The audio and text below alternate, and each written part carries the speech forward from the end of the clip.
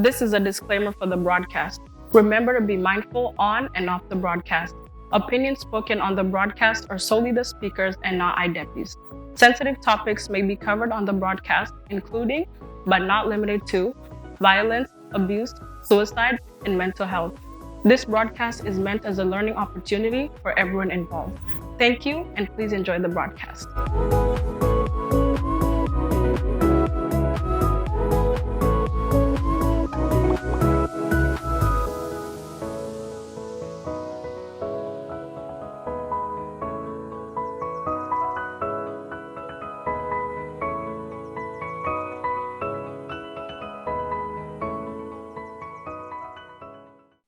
If you feel like you're unsure of something that happened to you, please report it, because that can also ensure that you get your justice.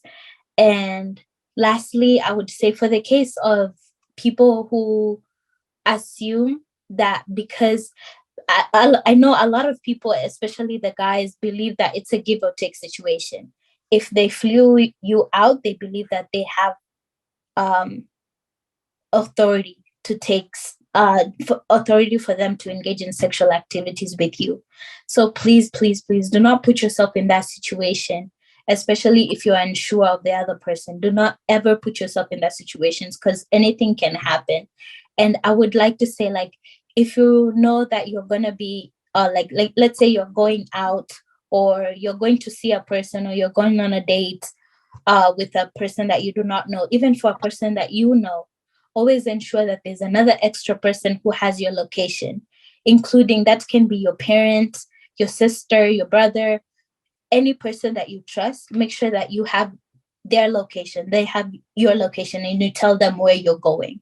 And you also have money that if you're in a very difficult situation, you can remove yourself from it. For example, if you're flown out, always ensure that you have money in your bank account, because if anything goes wrong, you can just get a plane ticket, or you can get an Uber to take you back to your home. Just do not always assume that you're safe. Always have a backup plan, please, because that has saved countless women and men from being attacked or from being taken advantage of. And I'm pretty sure people take advantage of you because they know that you cannot do anything. They feel that they're in a position of power and they have an advantage towards you.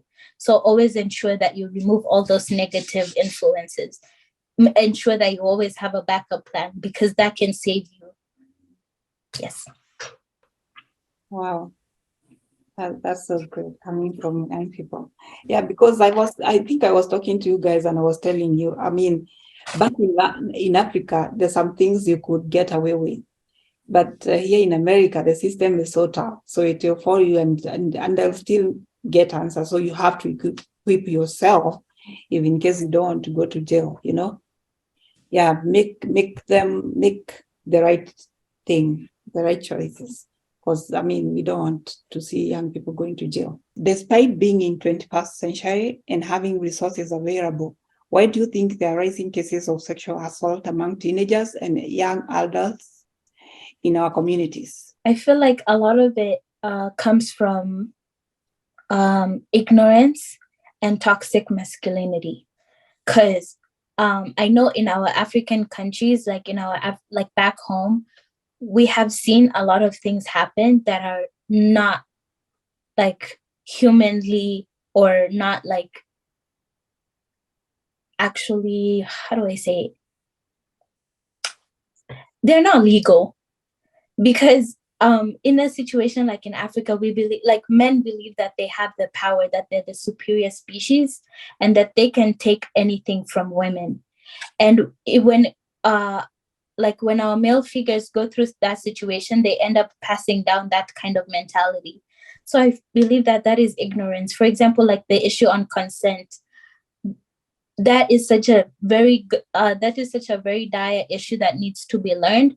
But you find that people who, males who are in their 20s, their 30s, they still don't know what consent is. So you're wondering, why didn't you learn that? It's because they are fed up with this toxic masculinity, and they just assume that everything they do is right. So I believe that that comes from ignorance. And, you know, yeah. Yeah, I'm going off of what Fiona said. I think people need to be open on what consent is. Like, it's not just a general, like I said earlier, it's not just a general yes or no answer. It's more that you have to learn. Back at home, yeah, like you said, back at home, women are subjected to go through sexual violence from men because it's right, or like, because there's also sexual violence in marriages, and I feel like back at home we're taught to go through thick and thin, and that mentality also makes the women stay in that relationship, and being taught that sex come with consent, just like approach it in all ways, not in just one way, with either if it's your girlfriend, if it's your wife, if it's just a girl who you met, and as I say, I'm not generalizing this with women. I'm also men to also do go through this. So I think dropping the ignorance, like Fiona said, and learning more about what consent is so that you can approach it differently with your partner, I think that would decrease the rising cases of dating violence and sexual violence. I think what Fiona and Bakita said is true.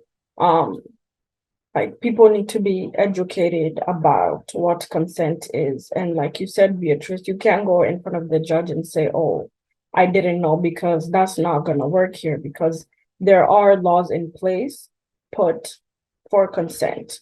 So I think we need to normalize consent. Like, it needs to be something that is taught early on, because even though people say, oh, there's this age, this is the age, sometimes things just happen, and you need to be prepared for the consequences. And like the example Fiona gave, like, they were prepared. And I think that's very, very good, to be prepared, to know what consent is and what it isn't, to know how to read body language and also verbal responses. Like, if someone says no, but their body's saying yes, that does not mean that it is a yes.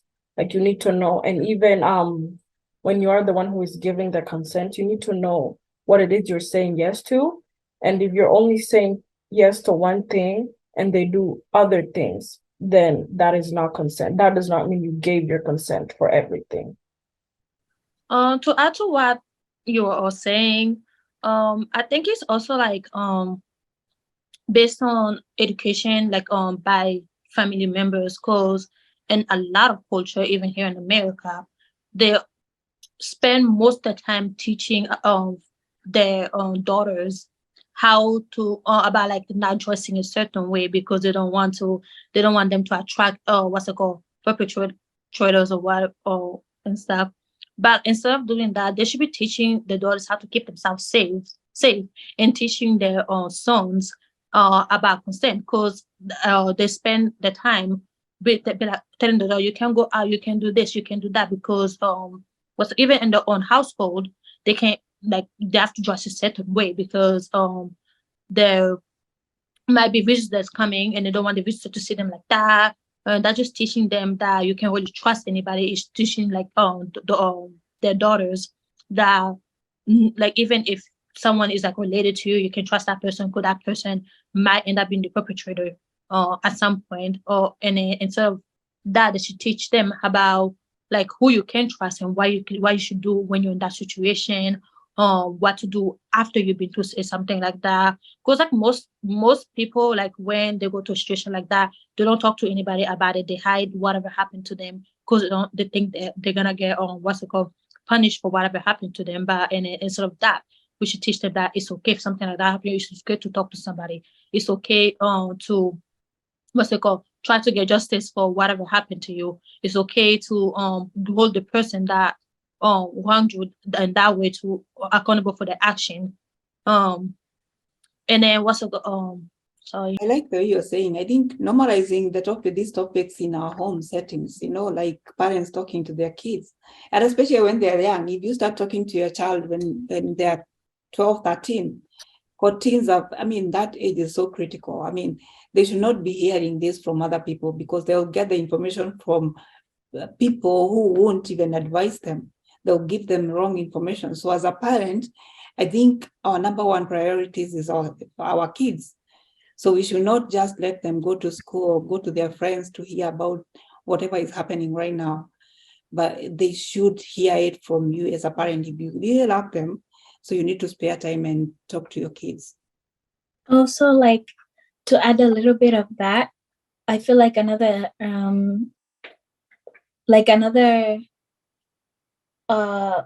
reason why these things happen is because of like excessive drug and alcohol abuse. Because just like how you can't give consent whenever you're like drunk because it impairs your decision making, the same goes the other way around. Some people do not internalize consent in their heads, and that makes it like adding alcohol and drugs through that decision making impairs their thinking ability, and they tend to commit such acts when they're not like okay in their head. What advice would you give to your younger peers concerning dating and teen violence? Well, to begin with, I think teen dating is normal. We are all humans. We're all supposed to be in relationships for some people. And I think one thing you should never do is compromise yourself for the other person. And I also feel like there should be a clear communication on what you want and what your other partner wants, so the relationship can be good, can be nice. And I also think, like I say, be yourself. Don't be someone else just to please your partner. Just make sure. And I also think, to add on to that, you should be mindful of who you're dating. Watch out for the age gaps. Don't let nobody who's older try to exploit you for your age and try to tell you all this stuff that you want to hear, distract you from the fact that an age gap is a really serious issue. And I also think if you're ever in a violent relationship, just get out when you can, or seek help from your friends, your teachers, organizations such as IDEFI, because we're really here to help anybody going through mental health, anybody going through teen dating and violence. And like I said earlier, be mindful of the age gap, because a lot of cases that IDEPI has gotten are those of age exploitation. And I don't think I want to see that happening again. If anything, I don't want to see the cases rising. I want to see the cases going, decreasing. And yeah, that's all I have. I would say wait until you are sure I want to date this person. Wait, get to know them first, even for at least a year or something, because you never know what's gonna happen. Because you get to the relationship really quick, and then they start taking an advantage, start abusing you, sexually assaulting you. It's going to be really horrible. So my advice is wait at least until you know I want to get into this relationship. Yeah, I agree with her. And also, it's good in a violence relationship. It's good, to be more specific, and also be more talking to each other. And also, for a violent, you should come up with ways to consider the partners, and also I just forgot it.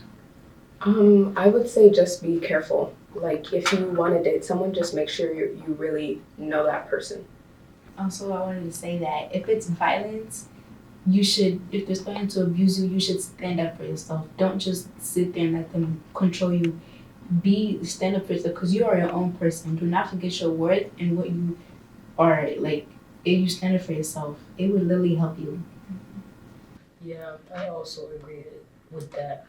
We shouldn't prevent ourselves from getting the help that we need. Just talk to someone. These topics are really important because they're not really often spoken of. So that's why we're trying to bring awareness and trying to make sure that nobody else ends up on experiencing another generational trauma. Uh, I think you should like be careful and like watch out for those small things people do. So to conclude, I just want to tell everybody watching that even if you do encounter something dangerous, be it dating or any other thing, always know that there's going to be someone available who you can reach out to and talk to. And if you don't feel comfortable talking to anybody you know, you can always reach out to IDEPI and we can have someone talk to you and lead you through the healing process. Thank you so much for watching the broadcast.